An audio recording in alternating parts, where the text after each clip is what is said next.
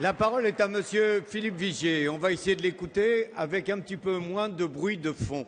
Merci. Monsieur le Premier ministre, quelle est la ligne de cette majorité en matière des politiques européennes? Est-ce la ligne du candidat François Hollande qui prétendait renégocier le traité budgétaire européen seul et contre tous?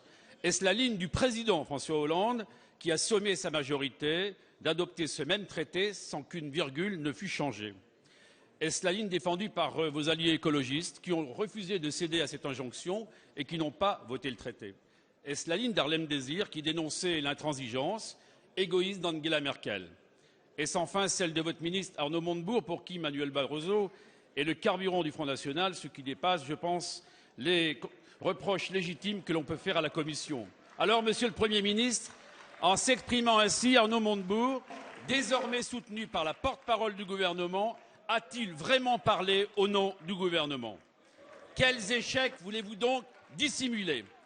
Celui du plan de croissance qui n'a jamais vraiment existé, celui d'un budget européen en baisse pour la première fois que vous avez accepté, celui d'une France isolée qui subit la crise de l'Europe sans réagir. Et pourtant, il y a des urgences. Une véritable urgence à faire évoluer la directive sur le détachement des travailleurs. Cette directive est devenue une machine à détruire les emplois. Et elle permet à plus de 300 000 salariés européens, dont la moitié n'est pas déclarée, de travailler en France, rémunérés 2 à 3 fois moins que le SMIC. Au groupe UDI, nous voulons une Europe forte, une Europe qui protège, pas une Europe du dumping social qui fragilise la compétitivité de nos entreprises, en particulier dans l'agriculture, le bâtiment, les travaux publics et les transports. Alors, Monsieur le Premier ministre, allez-vous demander à nos partenaires européens de suspendre l'application de cette directive au moment où le chômage n'a jamais été aussi élevé dans le pays?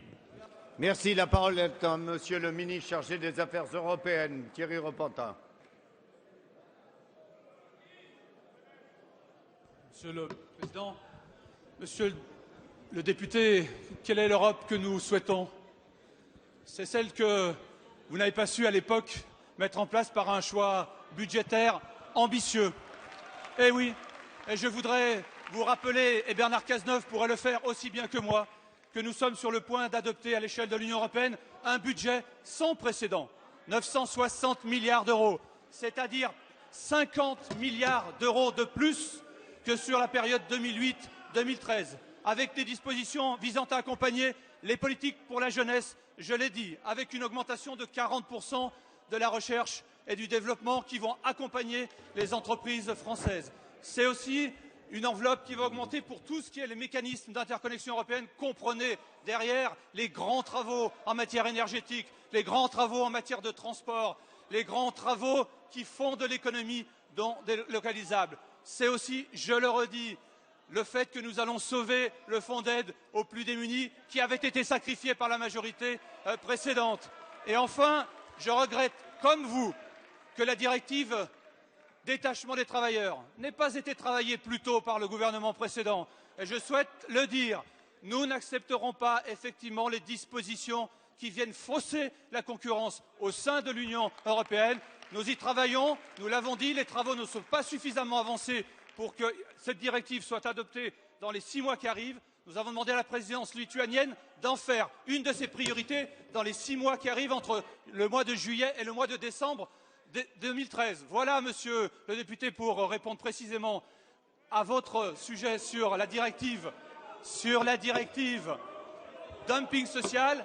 Et vous auriez pu aussi me poser des questions sur la directive service public. Je vous y aurais répondu aussi.